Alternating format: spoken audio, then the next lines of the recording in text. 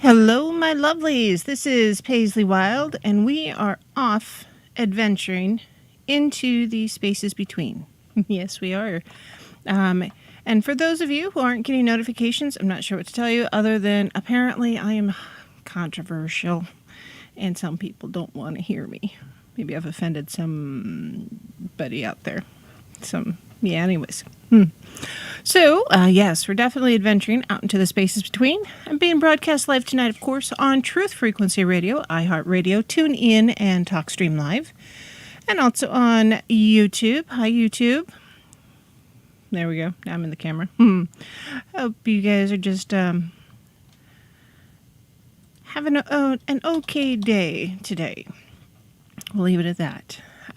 No matter how you are listening, stop in and say hi in one of the chat rooms, or send me the email at wildepaisley@gmail.com, and that's WILDEPAISLEY @gmail.com.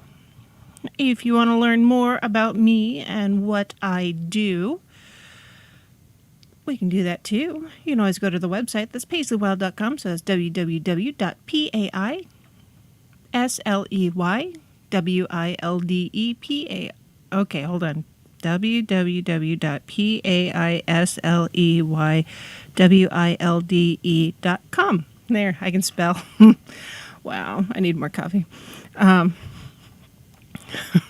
Just saying. If you want to just support my radio habit, that's very possible too. You can always do the cash tag, and that is $TheSpacesBetween. And while you're doing the research and checking things out online, go to iLife.com. iLife is the official sponsor for Truth Frequency Radio. iLife combines the best non-psychoactive properties of the ayahuasca, along with some high-quality CBD, and to help support you. Because you know what? We all need the support, right? So, on that note, tonight as I was getting ready for my show, I was like, what do I want to talk about? Today, being September 11th, is the 20th anniversary of 9/11 here in the U.S. And for us, it was kind of a big deal.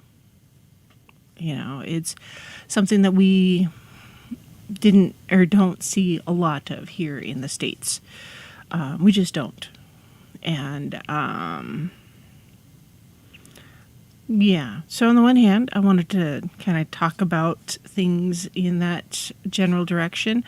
On the other hand, for crying out loud, it is a very emotional day for many.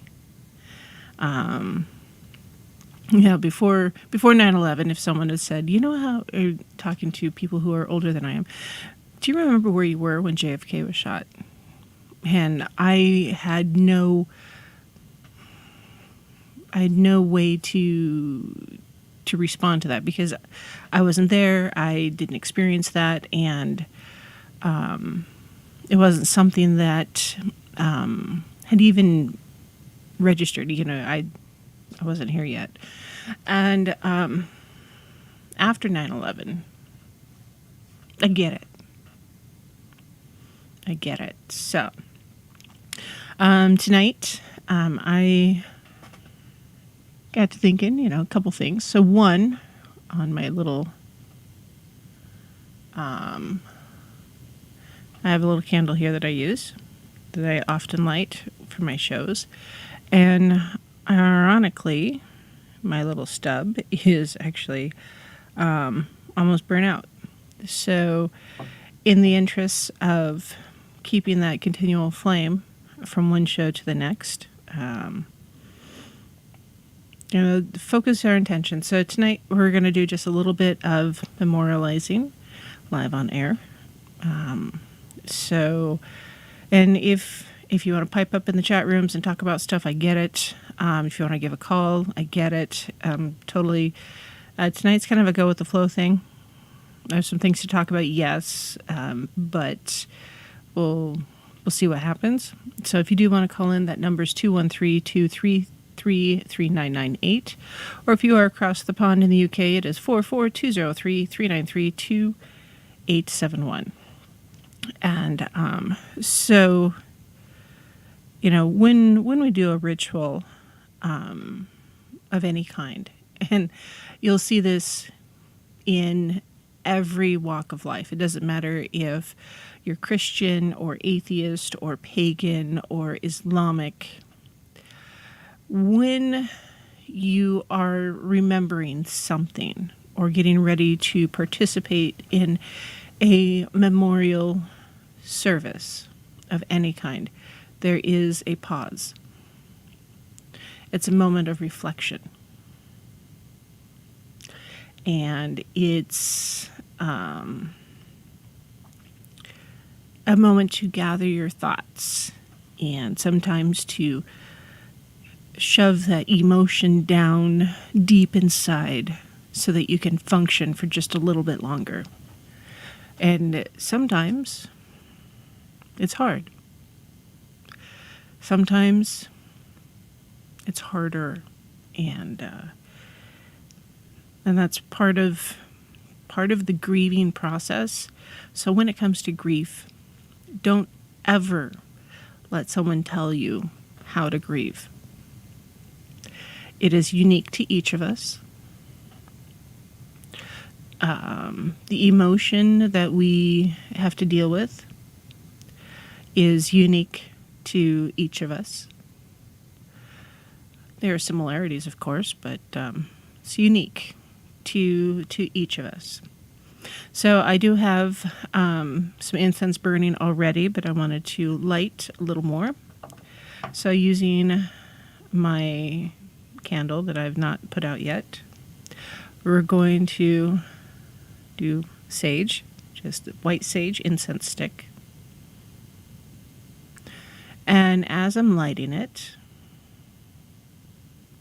think about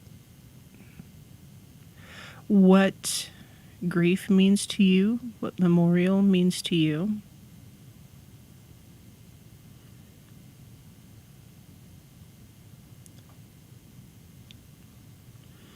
And I'll just put that here. And that'll do its thing. And then, let's not melt the microphone. My name would be Mud. So, in the interest of keeping that candle burning,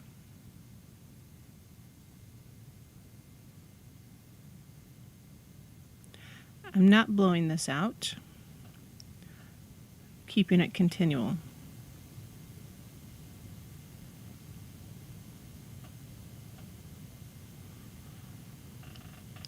And so I'll keep that right there. And throughout the show tonight, I am going to ding the bell.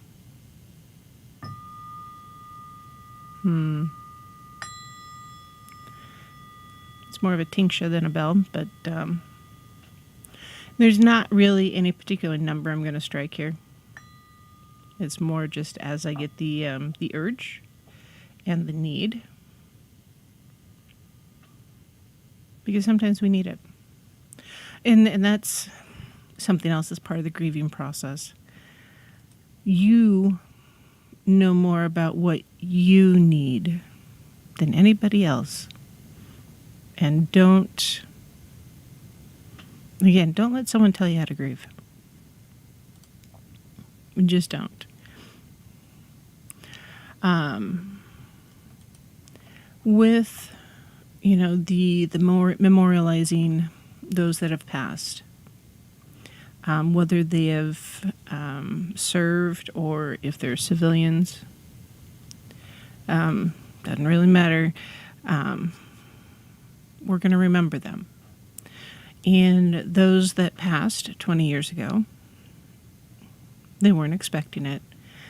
They weren't planning on it. They woke up that morning, went about their daily lives just like we do every day, not knowing that everything was going to change in an instant. And today, supposedly we are done in Afghanistan, right? And our troops are withdrawn. And if I'm not looking you in the eye, it's because I'm repeating mainstream media and the status quo. Not that I actually necessarily believe it, because I don't. I just don't. I think on the world stage, there's so much more going on that we are not being told that I can almost not watch the news. I can't listen to the headlines. I can't. Because all I hear is lies. So I'm really glad we have TFR and other independent stations like TFR, because it gives us a different platform for the truth to really come out.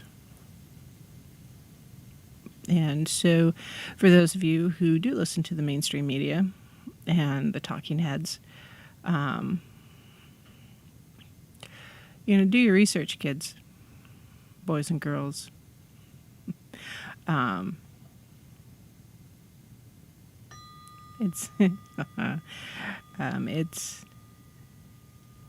have a feeling fact is a lot stranger than fiction, and we're getting a lot of fiction these days. A lot of smoke and mirrors, right? So those who've volunteered to serve, thank you. Thank you for taking that step. Thank you for choosing to go towards the fire. Thank you for committing to make that sacrifice. Whether it's sacrifice of self, or sacrifice of time, sacrifice of energy, life, family. I said life twice because it is that important. Sometimes it's living afterwards. That's the hardest part. If anybody's been through some trauma, you get it. Military is not for the faint of heart. First responders see more horrid things than you could possibly imagine. So thank you to all of you who have chosen to step up, to walk into the fire and do what needs to be done. And I am so very sorry that the support you should have afterwards is not being given. The support you should have while serving isn't being given. It's shameful the way we treat our military and our ex-military, our law enforcement, our first responders, our nurses, our doctors, the things we expect from them, the abuse, that we heap upon them, the demands that we have, and the compensation that's given. It's not enough. And sure, if you're in private practice, you get different perks and all that, but there's a lot that has to happen before you even get to that point. The bankruptcy of self, both physically, emotionally, and thirdly, financially, which is ridiculous. So, yes, thank you to those who have served. I'm very, very thankful.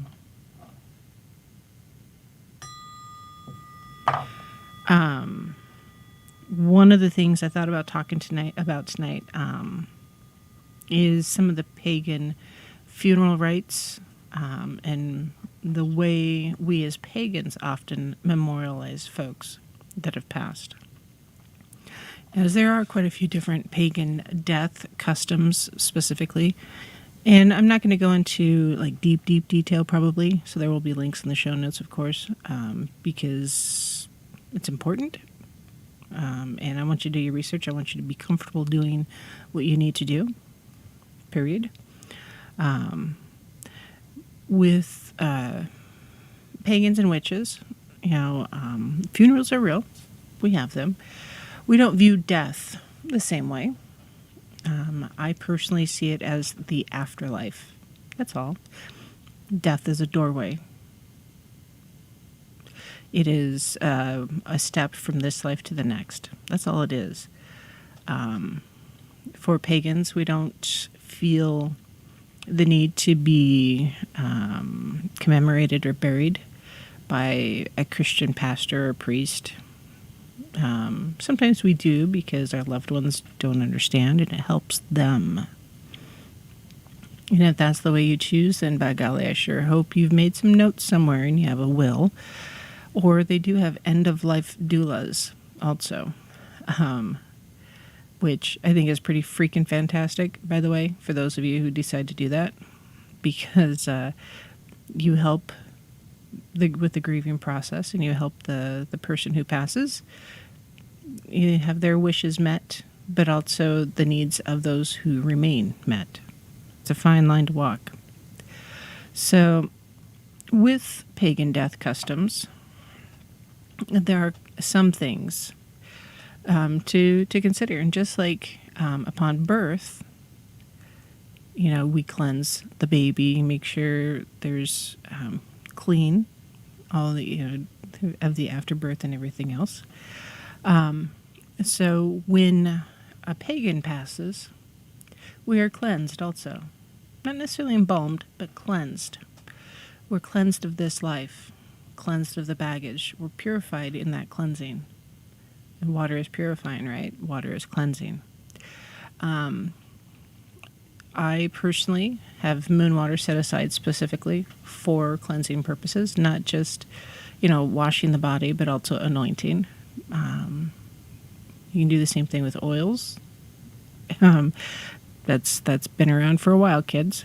And when people ask why cleansing of the body, well, it's because it's a transition as part of the life, or the birth, life, death, and rebirth cycle. So as we are cleansed at birth to enter life, we are cleansed at death to enter the afterlife. And then once we're clean, we're ready to meet the next step of our lives, fresh and new, without the burdens of today.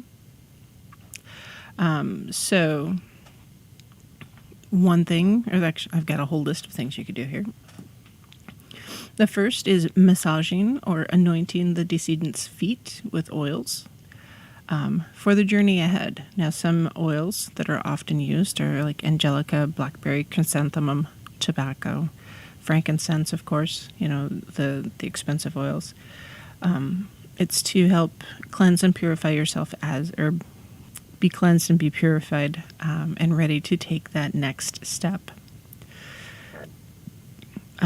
You can also place a circle of candles around the body and keep them burning, and to help keep watch during until the funerary rites. That circle of candles is a circle of protection. You can also call upon the individual's gods or ancestors to help protect them and guide them to the afterlife. This one I feel is pretty important. In part because once you've passed on, you've become part of the same group of individuals that we call our ancestors. You're joining them. So for me, it's very important to call upon our ancestors, because not only are they helping you to pass from this life to the next, but they are also welcoming you to them. Prayers are often said to help aid the deceased's travel to the afterlife. And it's not like, for many of us, we've attended a funeral that is more Christian in nature, and there's liturgy and prayer, and often there's sermon and speeches, and people stand up and they do the memorial and stuff. And it's good. It is. It's part of the ritual, and ritual itself is very comforting often, but the prayers are different. Pagans rarely spit out the Lord's Prayer as part of their services. Rarely. I suppose you could, but it's not our thing. It's something that's kind of frowned upon these days, but I think it's also important. Pipes and tobacco should be smoked near the deceased. Now, this smoke wards off evil spirits and unwanted spirits. Tobacco smoke actually has a lot of strong magic to it. We'll talk about that, Leo. Bouquets of hydrangeas can be laid around the decedent. Burning frankincense or myrrh upon death. That's pretty common too, not just the Christians, not just the wise men. Upon death, if you're at home, people will often cover the mirrors and then open windows to allow the deceased's soul the ability to leave the earthly plane. And the reason they cover the mirrors is so that the soul or the spirit does not become trapped within the mirror. Some people will stop the clock at death.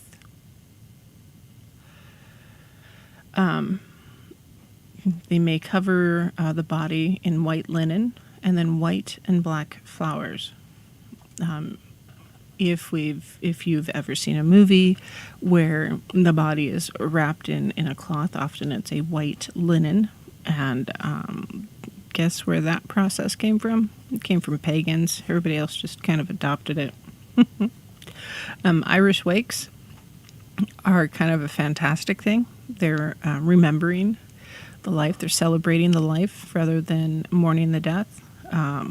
Even though an Irish wake is generally considered Catholic, it's Irish. Everybody can do it. Irish will welcome you with open arms. So pagans and witches don't have a single specific holy book that we use to guide our lives or our transitions, such as death. And so it often depends upon what the individual believes or what is practiced within their tradition. So some traditions are very, very specific when it comes to burials and cremations. Quite a few folks do lean towards an eco-friendly service. That means a natural burial, often in a pine box, if you will, something that decomposes, and then maybe no concrete is poured into the ground. It's not a metal casket, that kind of thing. And it's very specific. It's natural. We don't have air burials here in the U.S. very often. I think it's very specific to certain regions and cultures. You have to have a special permit. And an air burial is where the body is laid out on a bed or a mat that's up on poles, and the carrion birds and the vermin come and they take the meat and leave the bones, basically. So there are other cemeteries around the U.S. that do accommodate natural burials. That's where people are just basically laid in the earth, not necessarily part in a coffin. You will need to do some search or research on that one if that's part of what you want. You really do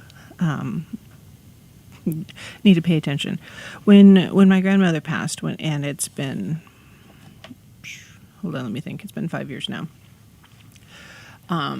One of the things I found most awesome, the awesomest thing she did is she planned it out. She had it down to the exact details. She had it paid for. She had her music picked out. She had her outfit picked out. She had her casket picked out. Everything was done. So all we had to do is basically show up and participate. And if that is something that you can do for your loved ones, I would highly recommend it. It really reduces the stress. Really reduces the stress. Because death is stressful for those who stay. It just is. Because it's a change that those who are still here have to deal with. And it's just, it's not easy. So, on that note, it is bottom of the hour already. Time just flies when we get to talking, doesn't it? So we're going to go to our first break, and when we come back, we're going to continue talking, and we'll probably get into herbology again after the top of the hour. So be right back.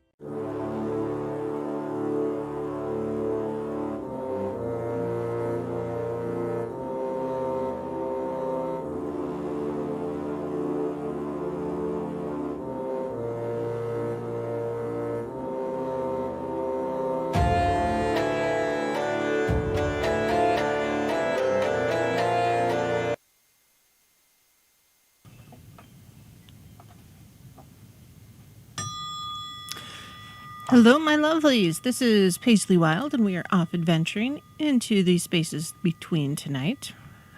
We're talking about some death rituals and such, and then we'll pick up some herbology later. Honestly, I could talk about herbology for the next 6 months straight, and we would still not cover it all because, oh my stars, is there a lot out there. So I'll try to do that more often, and I'll try to have printables on the website also, because I think it's important to have that stuff available to print out and have, because yeah. Just before break, we were talking about eco-friendly burial options. Yeah, they're out there. They're harder to find.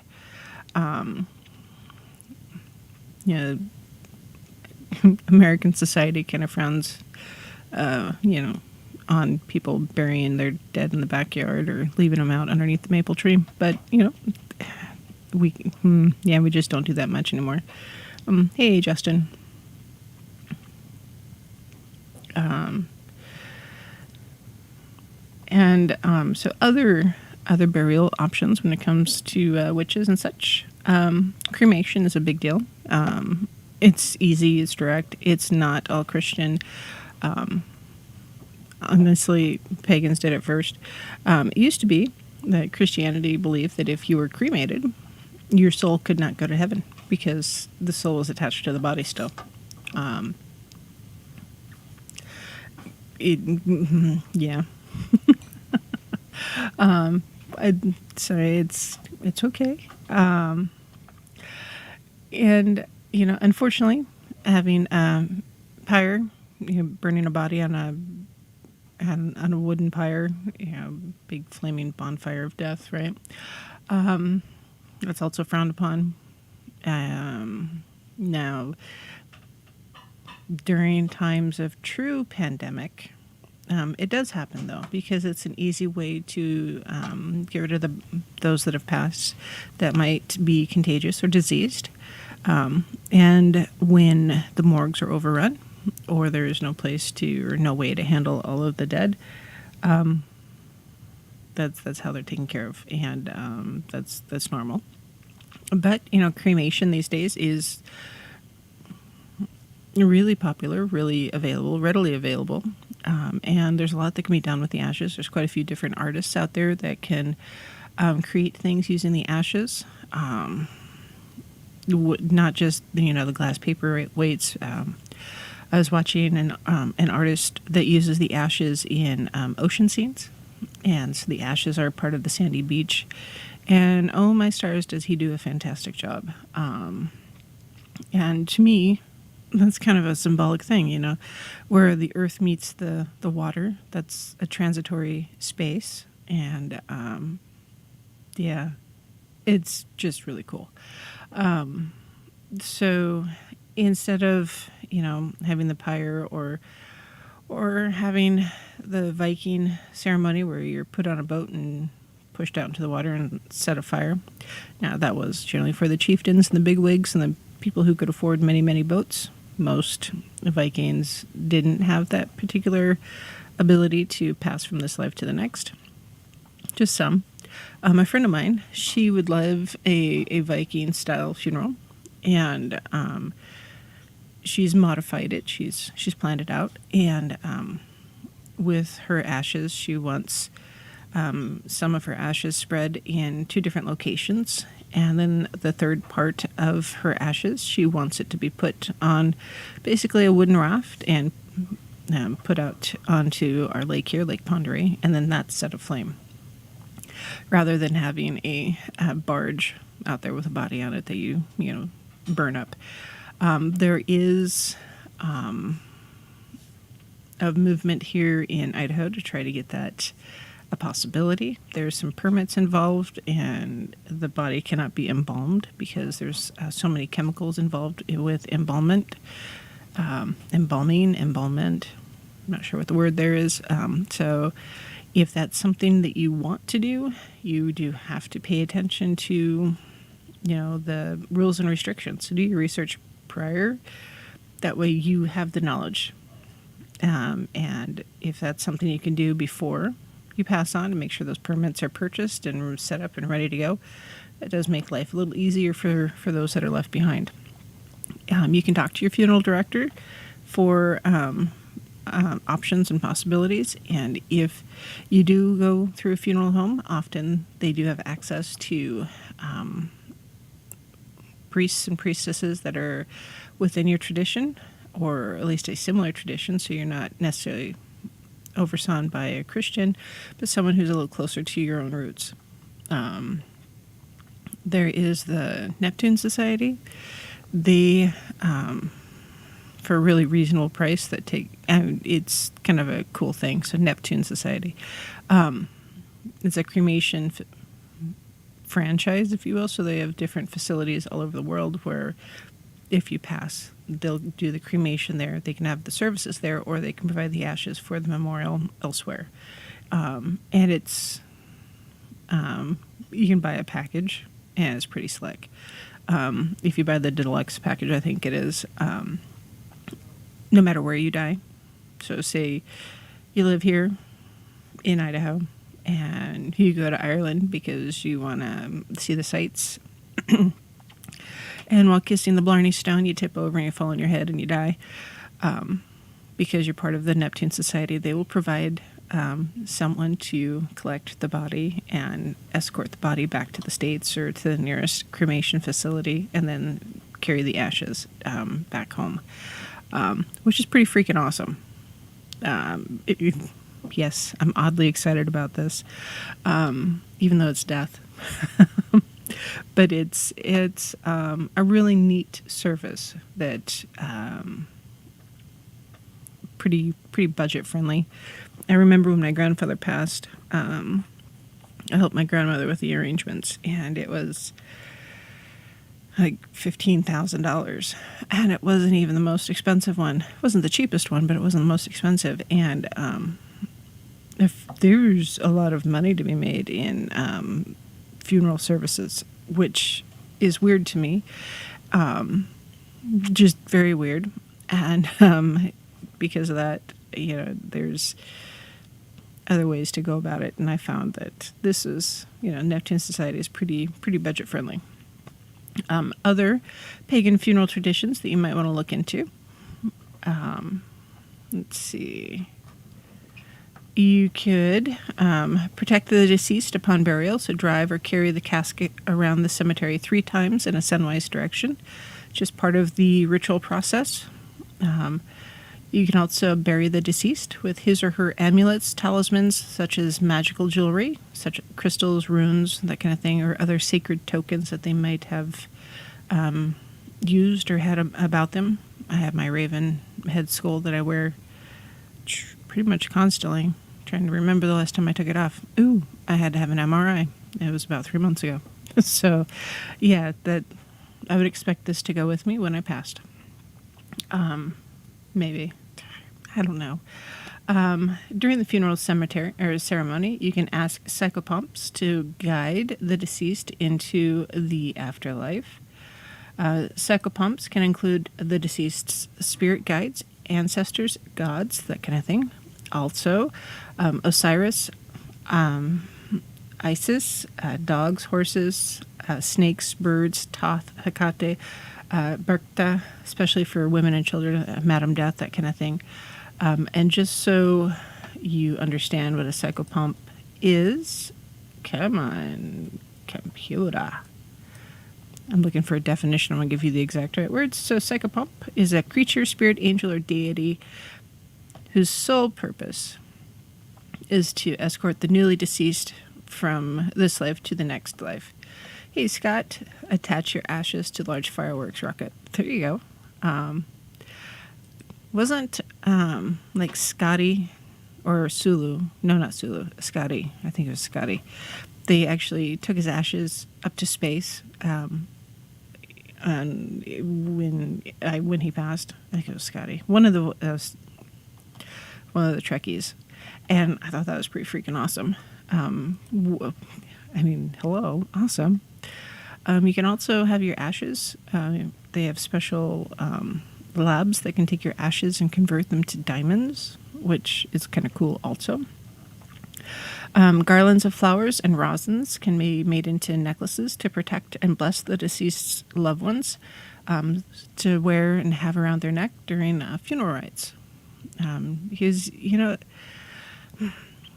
within paganism and witchcraft, there's a lot of spirit work. We believe in a variety of different spiritual entities, whether it's our ancestors, deities, or just the spirits of the earth and the world around us. So they're there, they're everywhere. And most are, chaotic neutral, if you will. Very few are, chaotic evil. But just to make sure that you are protected and your loved ones are protected, wearing that garland is not a bad thing. It's probably where necklaces of garlic came from. So flowers and food offerings should be left at the grave site to help aid the deceased in his or her journey to the afterlife. And these don't have to be major, little things. It can also be symbolic things. So instead of a loaf of bread, it could be a couple of grains of wheat. I'm gluten-free, so don't leave wheat, leave oats. Or salts, or pour a little mead out, that kind of thing. For the officiants, since we do generally opt out of the Christian traditions, there are shamans and ordained pagan ministers all over the country and around the world. So you'll just have to look and do some research to make sure that not only is it someone who lives in the area, but they're also qualified. Because you don't want just some random person that says that they're a pagan high priest or priestess and they got that certification out of a Lucky Charms box or something, which I suppose could work. But you want to make sure you've got the right person. And if the person was native or into shamanic practices, you will probably want to speak or find a local shaman. Same with if the person was a druid, you probably want a druidic priest, that kind of thing. As an intuitive, a witch, and eclectic pagan, if you will, I follow the ancient gods, the first gods, if you will. I suppose I could cover all of that, but I would want to make sure that I was, not stepping on toes. And there are druidic priests in the area, priestesses, and it's just a matter of reaching out to the community. And if, honestly, the recorder's office at the courthouse, they often have a list of people who are able to handle those, the responsibilities of being that kind of an officiant. So,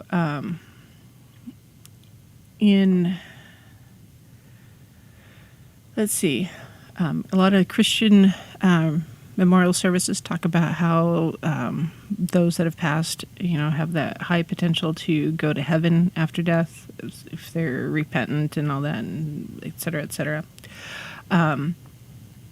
Pagan beliefs generally have something to do with reincarnation or traveling to a place outside of this world, outside of this realm.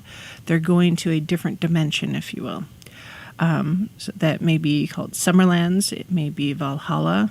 It may be the Celtic otherworld, fairy realm, Tirnanog, the Elysian fields, that kind of thing. At the very least, mention that your loved one believes you came from the earth and returned to the earth. And that's pretty perfect. It's pretty direct, pretty to the point. There are quite a few different beliefs when it comes to the pagan afterlife. There's a lot of research you can do. Justin, you are funny. And I'm going to actually stop here. Justin said something funny in the chat room. He goes, as pagans, do we have a religious exemption from unnatural chemicals being forced upon us? Okay, so been looking into that lately because it's a solid question. Because there are people that do claim religious exemptions or philosophical exemptions when it comes to getting vaccinations in general and some medical medical services. Now, you have to be careful with the medical stuff. When it comes to our children, there's really no room for error. You have to be very, very cautious, because if you have a child and you refuse some of the medical services and they pass on, there is a potential for criminal charges, just to warn you. Or if it's someone who's incapable of making informed decisions, like an at-risk adult, that kind of thing. So, as a fully aware adult, though, yes, you can claim religious exemptions from getting most vaccinations. Now, here within Idaho, for instance, there is room for religious or ethical exemptions. So, an article I was reading, it was a biology ethics professor, ethical biology professor, was saying that he felt that if people were saying that, it was just they're using it as an excuse to not get the vaccine. That's all it was. And they really didn't truly believe it. So with as much scrutiny as there has been with the COVID vaccine, for instance, just using this as an example, they will want to know more about your religious beliefs, your true beliefs. Was this something that you converted to, in the last year since they started doing the vaccines because you wanted to not have the vaccine? What are your beliefs? Now, conversion can happen at any point. You could be converted today, like now, and choose not to get the vaccine and still claim a religious exemption. You will need often a signed statement from a clergy person within your belief set. So whatever your tradition is, whatever it is that you believe, you do have to pay attention and figure out what that is. So if you are Wiccan, for instance, you'll need a Wiccan high priest or priestess. If you are Druidic, it'll be a Druidic priest or priestess. That kind of thing. So there are many different flavors and varieties out there. Again, this is one of those groups you'll want to reach out to, maybe, or the officiant through the recorder's office. And often there is not like a formal ceremony, like being inducted into a church to be a member of the church. However, I can see that happening more moving forward with a lot of pagan groups, that official ceremony to induct a new member, just to say, hey, here's your shiny new certificate saying that you have been a member of the coven for 12 years. Look at you. Yay. Here's your shiny new pin that you get every year with a little gold star, on the anniversary every year or whatever. So whatever it is, that certificate, kind of like a baptismal certificate or a confirmation certificate, is an acceptable form of individual identification when it comes to getting a photo ID or a state-issued ID, that kind of thing. It may become that certificate saying that you're now a member of the coven is also a form of ID. So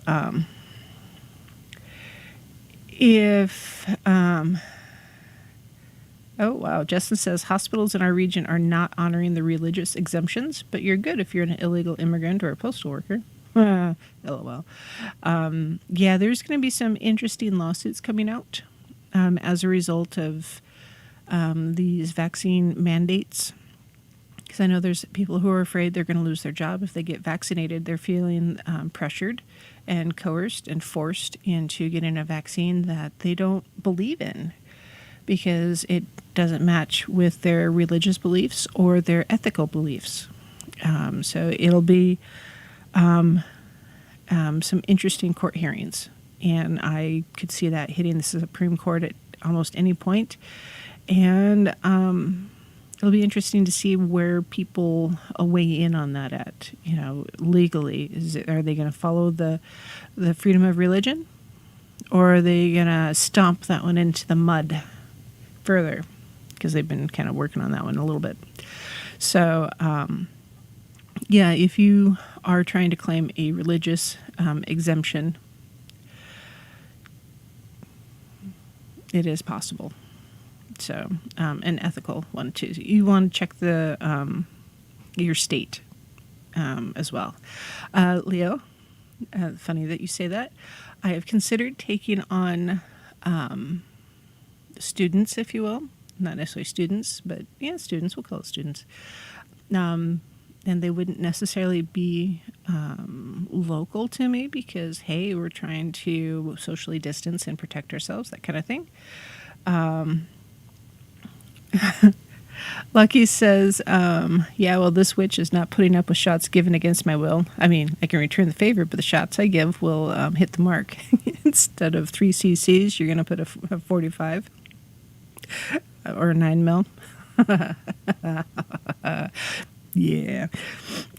Leo's statement was we should make our own group. So yeah, it's something I've been considering, Leo. And I've been considering it a lot more in the last couple weeks with all of this stuff going on too, because there's a lot of information that I would love to share that is not always for public consumption on YouTube, because YouTube is not afraid to how do I put this nicely? I said 9 mil. Yeah. Anyways, yeah, they're not afraid to bury the information. Just like talking about herbology yesterday.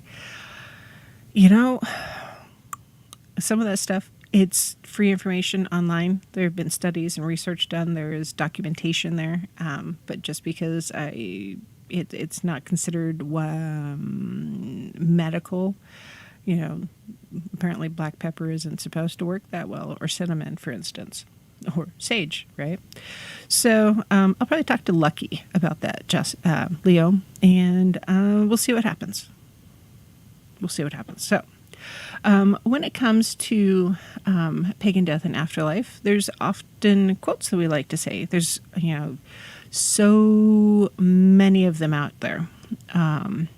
The officiant might have his or her own preferred ones. There's one that I like. It's Taliesin. He's a Welsh, or was a Welsh bard, and it goes, I have been in many shapes. I have been in a narrow blade of sword. I have been a drop in the air. I have been a shining star. I have been a word in a book. I have been an eagle or a raven. I have been on a boat on the sea. I have been a string on a harp. I have been enchanted for a year in the foam of water. There is nothing in which I have not been. So, and I just love that one. That's one of my favorites. It really, truly is. And I would happily use that one in a ceremony, without a doubt.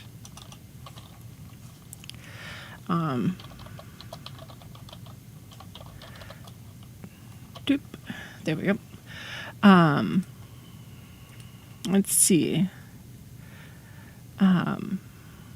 There's a couple of Valhalla type sayings. There's pagan funeral songs. I love Wardruna's good. And Calandra is good also. And there's also a lot of just really great folk music out there.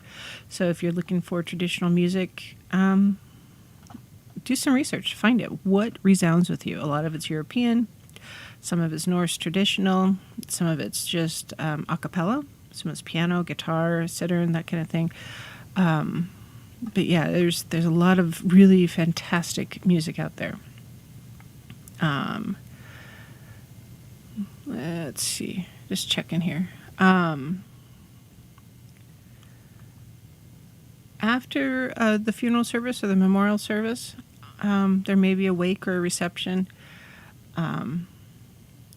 It may be a private venue, maybe at a bar. Often there's food and drink served, unless there's like an alcoholic situation, alcoholic problem, and then it may be a dry memorial. If you're concerned about the etiquette when it comes to pagan funerals, don't be afraid to ask. Don't be afraid to ask. And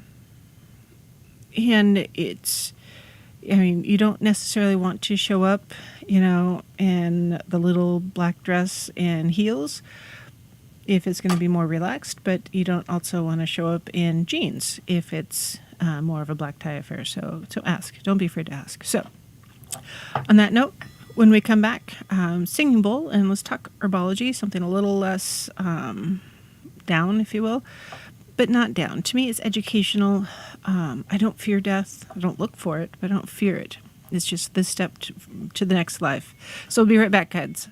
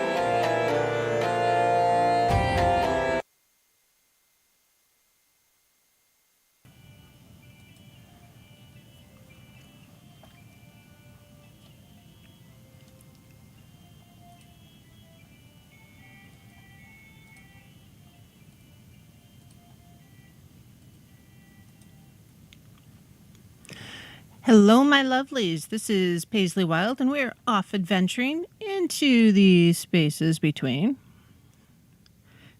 Been an interesting day so far. A lot of people are dealing with stuff. So, how about some singing bowl to help deal with the stuff?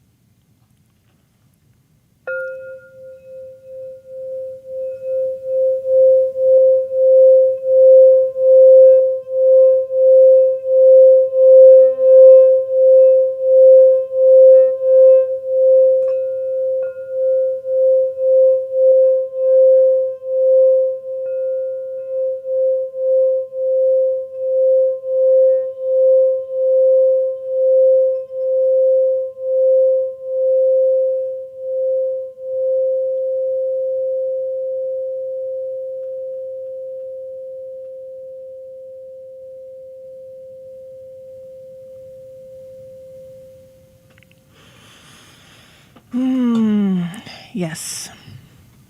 Singing bowl. Fantastic stuff. When in doubt, use the singing bowl. I'm just saying. It's important. Should have one for every room in the house. Kind of like a plant. It helps the air. Makes it easier to breathe. So Justin says he's running for local office. That's awesome. And as he's doing research and studying, he's quite a few. He's seeing some things. Yes. So remember, if someone promises that they're telling the truth, often they're telling their own truth. That doesn't necessarily mean they're being honest, because their interpretation of reality is often false. And since it's false, it's not truly honest. It's just their interpretation.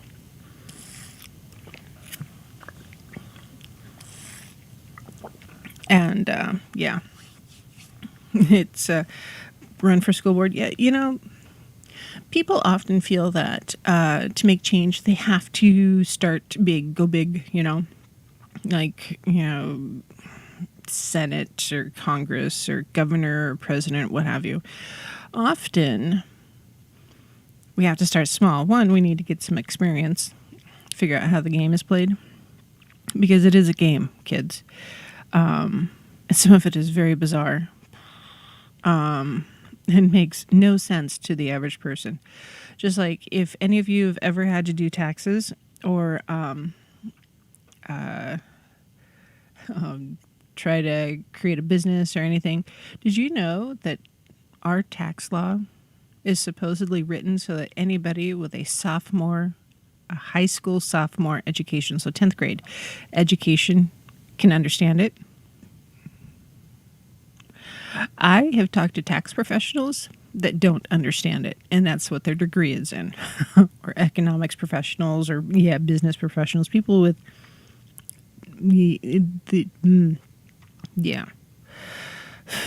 yes, it's ridiculous. And the whole redistricting thing, that's bizarre. Idaho I don't think we gained anybody this year, but they are definitely doing some redistricting because their population has shifted and a lot of people have moved into the area. Oof. Oh, my stars, have a lot of people moved into the area. And the state in general. The boom is huge. The building boom, the moving, basically if you don't have a job, it's because you're not looking. Here, kind of, we have Wendy's is about to start hiring. $18 an hour to start out at Wendy's. For crying out loud. Where's the incentive to go to college if you can make that kind of money without all the student loan debt? So, yeah. So, herbology. Let's talk about herbology. Stuff that's good for us, right? Because as our society is changing and our health care situation is changing, because it is, legally, it's being mandated to change. And if you don't toe the line, so if you do end up with a religious exemption, just like a business has the right to refuse service, you may not be able to go to the grocery store to buy the cough syrup. So what are you going to do? How are you going to manage? Now, most hospitals have the rule in place where they cannot turn away someone for medical care. They can bill the crap out of you and they will. They really will.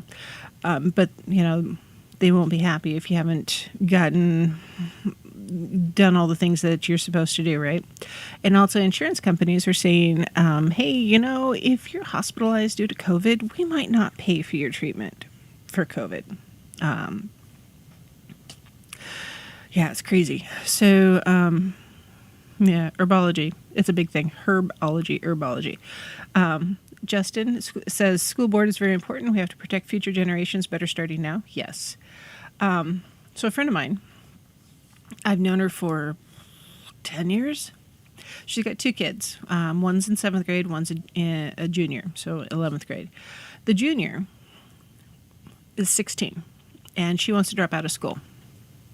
She's not a bad kid. She's not. She's a gymnast. She's a gymnast. She's not afraid to work. She's smart. She's articulate. She does her schoolwork. She doesn't party. I mean, she's a good kid. She wants to drop out of school because, which is wild, because she feels that all of her teachers are liberal and so busy pushing a liberal agenda that she's having a hard time learning because they're not teaching things without that liberal or that, the liberal viewpoint also. They're not keeping the politics out of their education system. Which to me is insane because we do live in kind of a conservative area. But teachers are union, even here in Idaho where we don't have a lot of unions. So that means that there are still, dealing with, liberal ideas often go with unions. Yeah. So, yeah. So yeah, she wants to drop out of school because she doesn't want to deal with the politics as a junior. And my friend was having a panic attack. She's like, oh my gosh, what am I going to do? She's got to go to school. She doesn't want to go to prom. She doesn't want to go to homecoming. She doesn't want all the high school experiences. Honestly, looking back, I don't give 2 flips about the high school experiences. Either you do them or you don't. If you don't, okay, cool. Honestly, she could be a friend's date. She could still go to homecoming. She could still go to prom as an invitee rather than, an inviter. But I get it. And I told her, in a way, it's quite grown up for her to stop and say, at 16, and say, this isn't what I want my life to be like, and I want to do something else instead, which is huge. And then she's like, and I could just go get a job, and I could start making money now rather than waiting. And if I'm not going to school, then I'm not worried about, the 18-hour limit that Idaho has on 16-year-olds.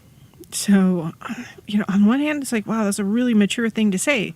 It's also kind of naive because, if you drop out of school, then what are you going to do? There's a lot of jobs that won't hire you if you don't have at least a GED, preferably a high school diploma. So, I don't know. It's complicated, and I feel bad for her, but at the same time, I get it. I really, really, truly get it. Both my boys ended up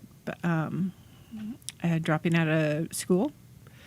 And my older boy has started his own business, and he is working his tail off and doing just fine. My younger boy is working his tail off for an employer, but he's considering, trying to go into business for himself because he doesn't want to work for somebody else. He wants to deal his own way. Leo, Lucky says, okay, Leo, so when you run for office, ensure that you point out to that you are conservative and liberal stances. Liberals will love you because you're not Christian, but conservatives will love you because you pack a gun. Truth. Yes, you complicate their divisions. So yes, you go into politics and you teach new division. Instead of new math, it's just straight up new division. I like it. So, on the one hand, I feel for my friend because she's mourning the loss of the high school experience, but on the other hand, her daughter's protecting herself. And how can you not celebrate that? Choosing to protect herself from the problems. I can't blame her. I really, truly can't. So, all right, herbology. I wanted to talk more about herbs. So we're going to start with chamomile, because chamomile is good for you. It's a lovely little white flower. It looks like a daisy. It's a fantastic plant. It's been around for a really long time. So a lot of these, okay, so all these plants have been around forever, right? Not quite, but you get it. But the medicinal uses for these plants have been around for a long time. Chamomile tea is very, very popular. It has quite a few different health benefits too. Leo says, Paisley, we have a program here that allows our daughter to finish high school and start her college courses. It's great. Maybe there's something like that there. Yeah, there is. So here in Idaho, we have charter schools. Charter schools are public schools, so they're state funded, sort of. And it's very possible for her to go to a charter school and dual enroll with the local college. And if she does that, she could easily graduate from high school with an associate's degree, even if it's just in general education. It gets her a start, and there's nothing wrong with that because often there's additional monies for that. So, yes. So, chamomile comes from, it's a daisy-like flower from the Asteraceae plant family, and it's been consumed for centuries as a natural remedy. To make a chamomile tea, the flowers are dried and then put in hot water. I mean, it's not rocket surgery, kids. It's caffeine-free, and so it's a really nice alternative to black or green tea. And it's kind of got an earthy flavor to it, and is a little sweet. Some feel that it is smells a little bit like apple. So chamomile is actually Greek for earth apple. And so there's two different types of chamomile. There's German chamomile and Roman chamomile. German chamomile is considered more potent and the one that's used generally for medicinal purposes. And so apparently Hippocrates started using chamomile in about 500 BC. So it's been used for quite a few different things, like fevers, headaches, kidneys, livers, bladder problems, digestion, muscle spasms, anxiety, blah, blah, blah, blah. There's a lot there. Modern times, though, chamomile is generally just taken orally as a tea, or you can take it in a capsule to help with insomnia, anxiety, and digestion upsets, like an upset tummy, which is cool. So chamomile straight up helps you relax and go to sleep.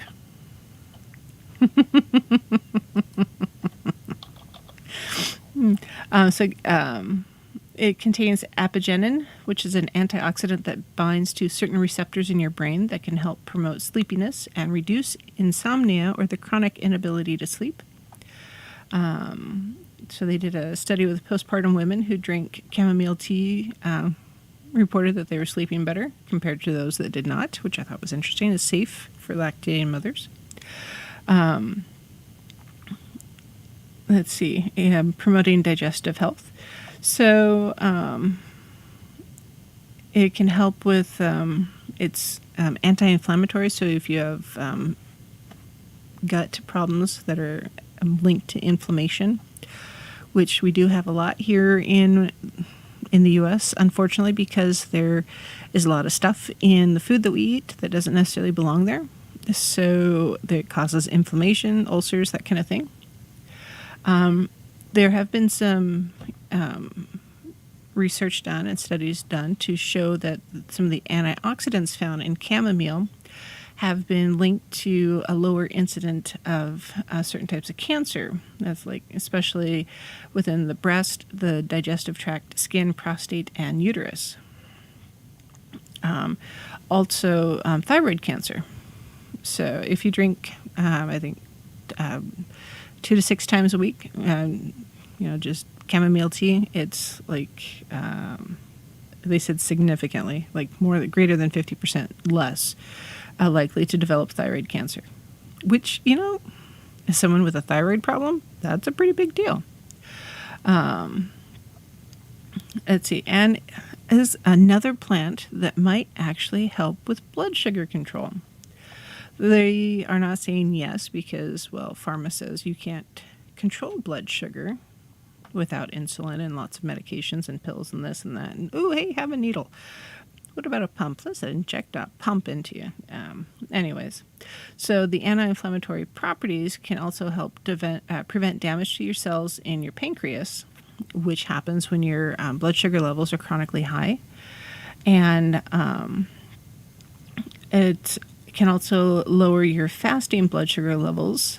And so it balances things out and keeps your blood sugar levels from spiking after you eat. Yes, rocket surgery, Justin, which is more complicated than being a rocket scientist. Don't you know?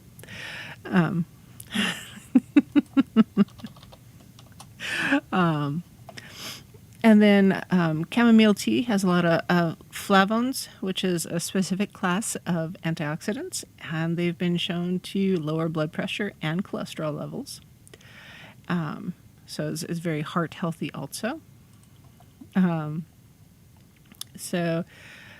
with anxiety, since, so funny, chamomile's been around for a long time, right? They actually finally did a controlled clinical trial of chamomile extract in 2009. That was the first one for anti-anxiety purposes. So in 2016, the study found that taking 500 milligrams of chamomile extract 3 times a day for 12 weeks significantly reduced the moderate to severe symptoms of generalized anxiety disorders. That was 5 years ago, guys. Why did it take that long? It's been around since 500 BC. 2,500 years for them to figure this out? Seriously? Just facepalm. Total facepalm.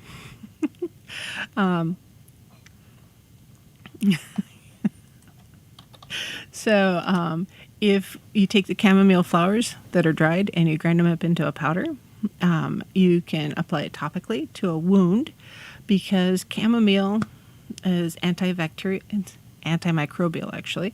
Both it can kill viruses or viri and bacteria, including Staphylococcus aureus, which is the cause of staph infections. It reduces inflammation and prevents the growth of ulcers.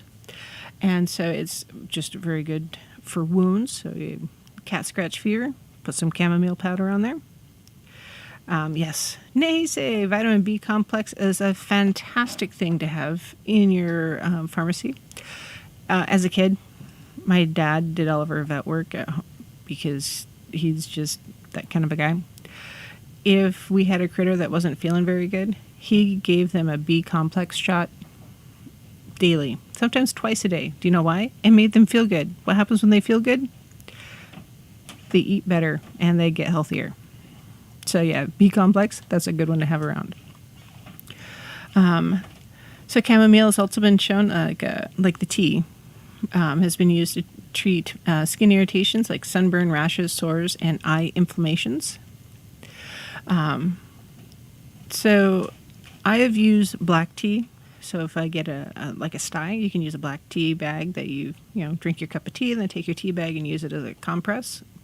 But chamomile tea is actually better than a black tea or a combination. And you can put it in your fridge and it gets cold and it's a nice cold compress on your eye and it's not bad for you. Yeah, it's good. A chamomile mouthwash has been found to reduce gingivitis and plaque, especially in those who don't do anything to their teeth.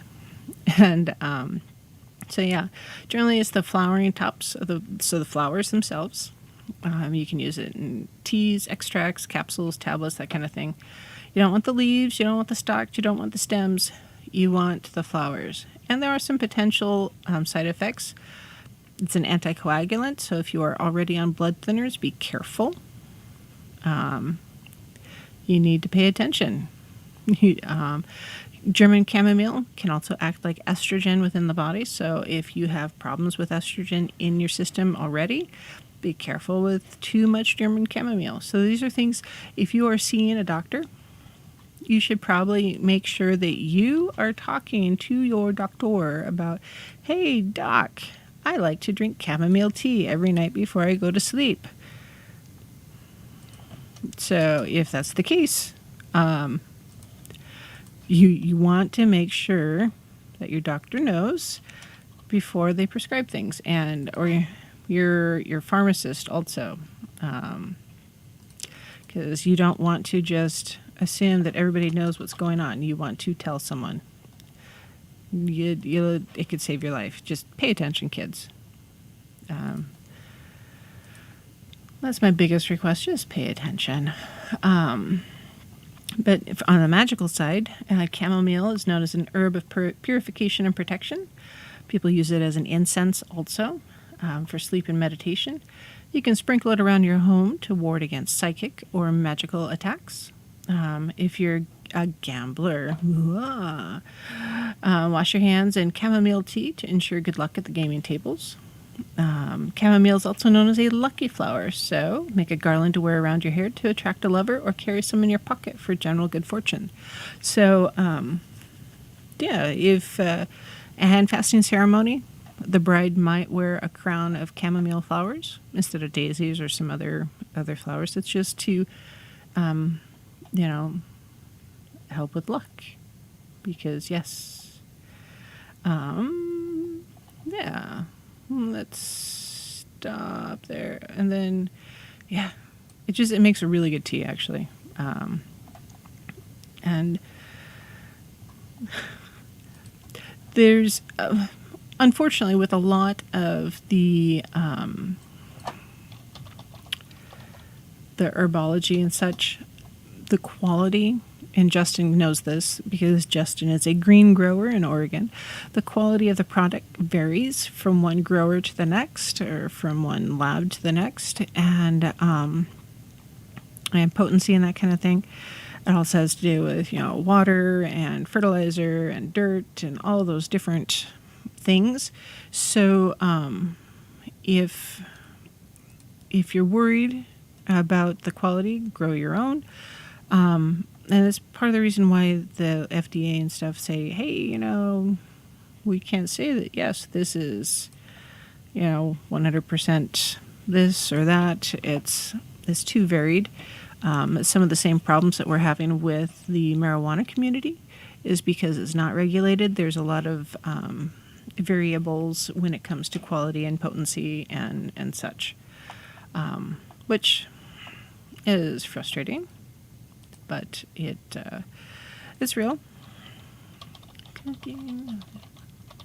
So next one on my list here is Mugwort. Mugwort. Mugwort is edible, by the way. You can eat it. It's often used to flavor meats, actually. So it's often used in modern magical practices for pagans. It can be used as an incense for smoke cleansing. In spell work, it's one of the easier to grow things, and mugwort is often associated with divination and dreaming. So if you want to try to figure out how to do a prophecy or divination of some sort, make an incense of mugwort to burn in your workspace or around your home or your ritual area. Now, note here, mugwort is not necessarily good for pregnant women. It can be harmful. So this is why we do our research, kids. And we make notes in our journals and our grimoires and stuff, because we want to make sure that we're not, if you are using it in the workplace, you're burning just a little bit, you're not, making your pregnant neighbor sick. So, Mugwort is found pretty much all over the world. The plant parts that grow above the ground and also the roots are used to make medicine. Some people use the root in a tonic to help boost energy. The leaves and the stuff above ground help with intestinal conditions like colic, diarrhea, constipation, cramps, persistent vomiting. Mugwort is used to stimulate gastric juice and bile secretion, so it's used as a liver tonic, if you will. It helps promote circulation, and it's also kind of a sedative, so it mellows you out. And it's a break time. We'll be right back, kids. Wow, that was fast. Where'd that come from?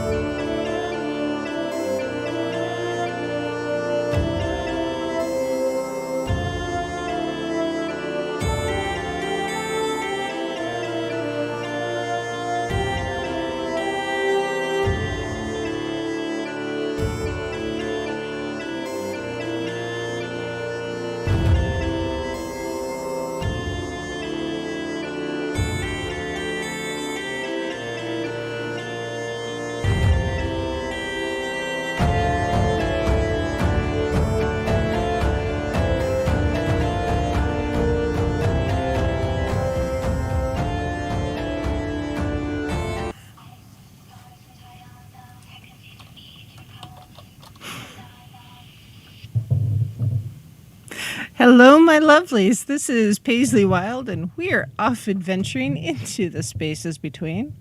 So, my break was slightly interrupted by a cat sitting on my candle.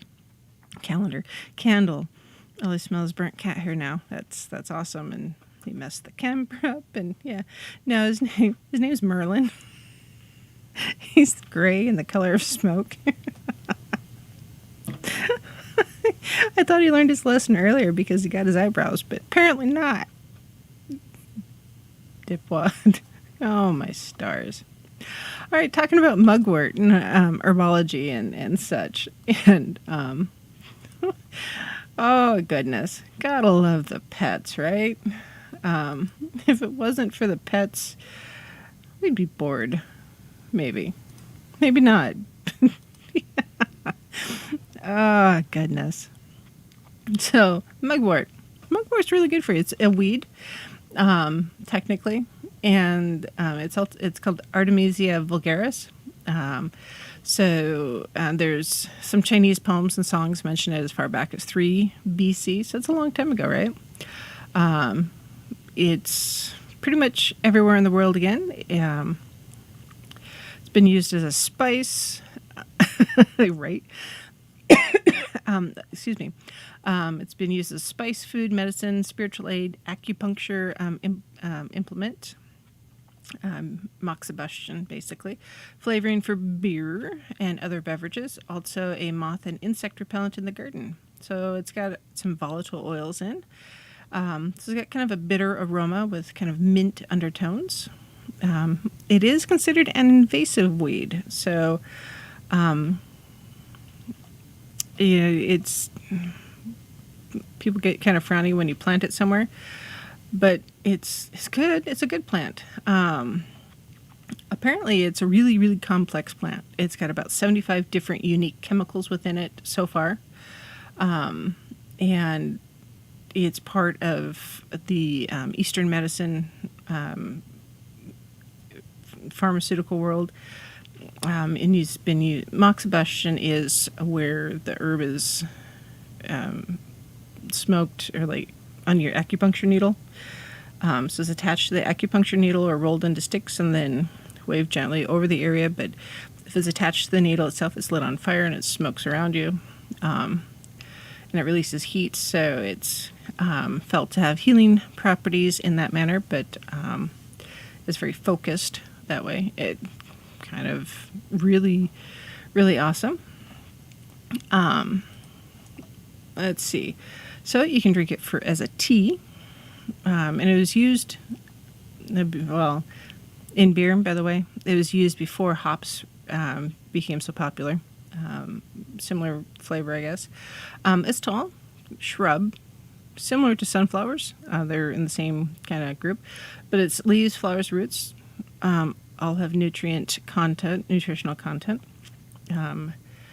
So the benefits of Mugwort Tea have flavonoids,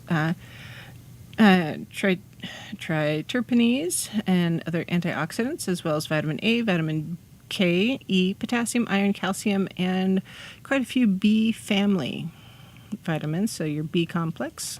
Add a little mugwort to your world. So if you have insomnia, anxiety, PMS, if you have bad cramps, digestive issues, obesity, a weak immunity, depression, that kind of thing, drink some mugwort tea. With anxiety and depression and chronic stress, that tea is going to be good for you also. And because the B family vitamins, the B complex, it helps to boost your metabolism, which helps you increase your passive fat burning process. So it helps you to lose weight. Not a lot, but it just helps your body function better. So if you are someone who has weight gain or weight on you due to hormones, for instance, it might help you with that weight loss just a little bit. It helps to stabilize you. Settles the stomach and eases indigestion. It can also stimulate the appetite and reduce bloating and cramping. So, like IBS, for instance, it'll help. It is a little bit of a diuretic, so you don't want to drink a lot of it. In other words, it makes you want to pee a lot, but that's a really good way to eliminate toxins within your system. So it's cleansing for the kidney, the bladder, that kind of thing. If you have problems with UTIs, chronic UTIs, it helps with the function there.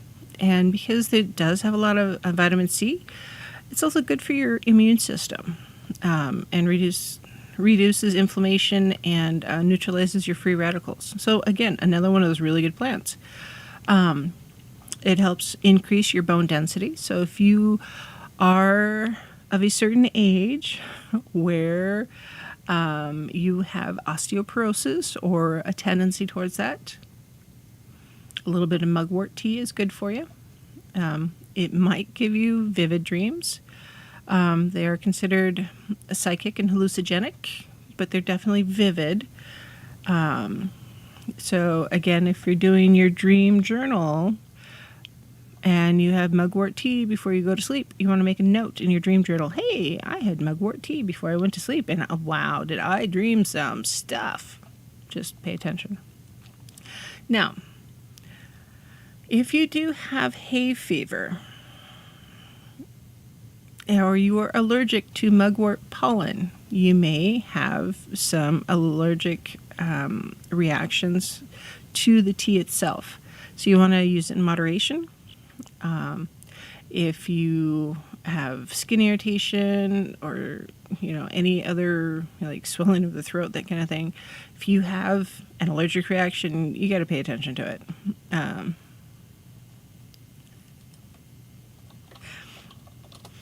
Now, in pregnant women, you should probably avoid. I can't type.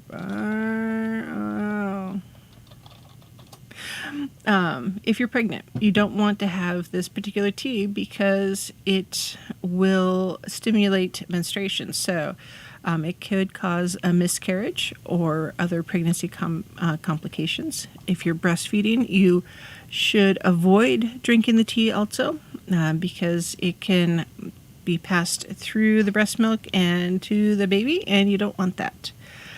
So Megwort tea, just dried crushed mugwort in hot water. Brew it like you would regular tea. If you want to add sweeteners, do it. If you want to add other herbal additions, do it. Some people prefer mugwort root over the flower or the leaf. Some want all of it. So if you're growing your own mugwort, only cut the top 1/3 of the plant when harvesting the leaves and then hang them upside down in bundles. I think this is one I have a lot of, actually, in my backyard. I may have to go harvest a bunch to hang with my oak leaves, which here in about next week I need to grind up and put into containers so it's not hanging from the ceiling. Yeah, and mugwort is one of those really good ones. And it's a weed, so it's found everywhere. And it's frustrating to me because I do see a lot of the stuff that is out there and is good for you that people say, oh, it's a weed, kind of like dandelion is good for you. So yeah, deep cleansing breath there. So let's see, cooking with mugwort. You can put it in soup. It is really good with meat. Combines well with ginger, garlic, and sesame, so like stir fries and that kind of thing. Yes, Naysay says replace your common sweeteners with honey or maple syrup. If you use organic, non-pasteurized honey, locally sourced, that also helps with your allergies, by the way. Martha Stewart even has a recipe for Mugwort Soup. The flowers itself can be used as a yellow dye. So if you're looking to dye your fabrics or your wools or your cottons or whatever, or your leather, for instance, good to use. Let's see. I want to close. Trying to not have so many tabs open that I lose track of myself. Justin, if someone is hollering, bring out the dead, that's kind of funny. Let's see. What's another one that we often have in sage. Let's do sage, just because it's easy. Sage is another one of those really good ones. Actually, sage is a really good herb. A lot of information being found out with sage.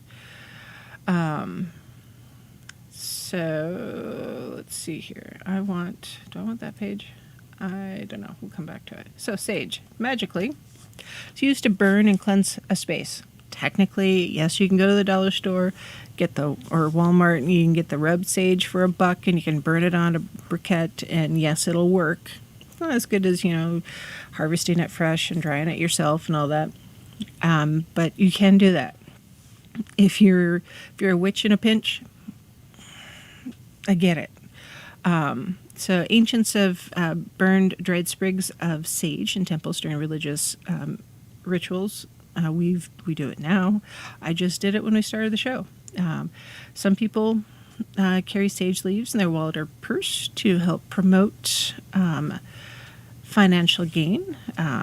There's some thoughts that using the smoke helps with wisdom and mental acuity. You burning the leaves can help with increases the potential for you to gain your guidance from your spirit guides, or to increase your wisdom. So, just so you know, burning sage does smell similar to burning marijuana. So if you're burning a lot of sage in the backyard, hey, what do you got going on over there? Might happen. You can make a wish and write it on a sage leaf and then hide it underneath your pillow. If you dream about your wish, over the next 3 nights, supposedly your wish will come true. It's a little wives' tale. Some health benefits, though. It's a lot. It's a natural cleaning agent. It's also a pesticide and a ritual object. Let's see. You want to make sure it's used in small amounts. You don't have to use a lot. Naysay says, be careful when you pick sage. You do not want to take the sage with the seeds. So, apparently it's got a lot of nutrients in it. Not a lot of carbs or calories, but vitamin K, iron, B6, calcium, manganese. Also has zinc, copper, vitamin C, vitamin E, vitamin A. There's a lot of stuff in there. So a lot in it. But still, you want to use tiny amounts so you're not overwhelming yourself. A lot of antioxidants, so it helps with those free radicals. Let's see, so the chlorogenic acid, caffeic acid, rosmarinic acid, ellagic acid, and rutin have been shown to lower the risk of cancer and improve brain function and memory. So if you drink a cup of sage tea twice a day, helps increase your antioxidant defenses. It also lowers your cholesterol. So another one of those cholesterol plants. Sage is antimicrobial, so it can neutralize microbes that promote dental plaque. So you can use it as a mouthwash. Let's see. If you gargle with the sage tea, it can help with throat infections, dental abscesses, infected gums, and mouth ulcers. Can help ease menopause. Naysay says a little bit of sage is good in your bison wild rice hot dish. Yes. Actually, I like a little sage on my chicken, my poultry. I use a lot of sage on my poultry. Now, sage has been found to have estrogen-like properties, which helps them to bind to certain receptors in your brain to improve memory and treat hot flashes and excessive sweating in women, which is a really big deal. The number of folks that I know that are rapidly approaching menopause or going through menopause, they need a little more sage in their world. Sage, hey, guess what? It's another one of those herbs that is probably already in your kitchen cabinet that will help reduce your blood sugar levels. So, man, there's a lot of different herbs that I've talked about in the last 2 nights that help with blood sugar, like all of them, except for salt. But yeah, sage has been shown to reduce blood glucose levels with type 1 diabetes, not just type 2, but type 1. And it has been shown it responds to type 2 diabetes like metformin does. So it just helps to lower your blood sugar and improve insulin sensitivity. It helps support memory and brain health. So if someone is a sage, the sage in a community is generally the old wise person. Yeah, that's because they've got a lot of memory and brain health. They remember things. But sage tea helps with Alzheimer's. Or an extract. So those taking sage extract have performed better on tests that measured memory and problem solving, reasoning, and other cognitive abilities. So low dose was shown to improve memory. High doses elevated the mood and increased alertness, calmness, and contentedness. So if you want to make the sheep happy, give them some sage. I wonder if the sage sausage will increase here in the near future. Actually, they probably don't want that because, hey, you'll remember things. So it helps with the good cholesterol, increases the good cholesterol, and decreases the bad cholesterol. And it also helps with certain cancers. So like mouth, colon, liver, cervix, breast, skin, and kidney cancers. It not only suppresses the growth of cancer cells, but also stimulates that cell death, which is really awesome because it does have vitamin K. It helps with bone health. And sage, like in a wash on your skin, helps fight the signs of aging, like your wrinkles. Now, here's something that I learned when COVID started. When you burn sage, the smoke goes out into the air and it attaches to the microbials out in the air, of which COVID is one. And as the smoke settles and becomes dust on a surface, it is rendered inert and it suddenly gets vacuumed up or swept up and goes into the garbage and out of your facility, your home, your office, your store, wherever it is. So, sage is really good for you, and they have shown that sage smoke helps truly cleanse the air, not only of negative energy, but also of the microbials that can make you sick.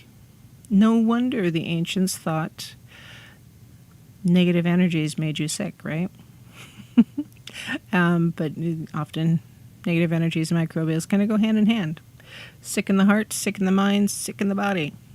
Well, use some sage. Everything will be better. Sage can be used in soup. It can be used with roasts. You can make a sage butter. It's really good in tomato sauce. Nom, nom, nom. You could put it in an omelet. Note to self, do not put sage in your biscuit gravy. Bleh. It just, no. I use it on my turkey. I use it in my roasted vegetables. Yes, you can have too much. If you use too much sage, and when I say too much, I mean you have to be eating a lot of it. It can be toxic. And when I say high dose, I mean that's like a lot. Like you shouldn't, if you drink more than 6 cups of sage tea per day, you might get sick. But if you're drinking 6 cups of sage tea a day, what the bloody hell is wrong with you? You're not a turkey. Don't do it. You don't need to marinate that much, so don't do it. So yeah, sage, really, really good for you. You should use it. And you know what? It is in your cupboard already. I know it is. And you can, if not, I know Walmart has it often for 99 cents for rub sage, or the dollar store for $1. And you don't have to spend a lot to be healthy now. Is it as fresh and as good for you as something that you grew yourself? Or no, but still really good for you. Really, really, really good for you. What's another one that we often have in our pantries? About lavender. I didn't talk about lavender the other day, did I? I don't think I did. I could have. No, I don't. That would have been yesterday. No. Lavender. Maybe I did.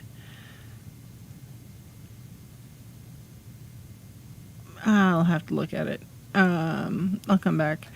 Lavender's one of those that's really, really good for you. I mean, blood pressure, sleep, combats fungus, promotes hair growth, smells good, helps your skin. If you have skin rashes, lavender oil is really good for your skin. Let's see, what else? What other plants are good for you? Common herbs in the kitchen. So, we're rapidly approaching pumpkin pie spice season, right? Which is funny to me. So, pumpkin pie spice, right? There's what's in pumpkin pie spice?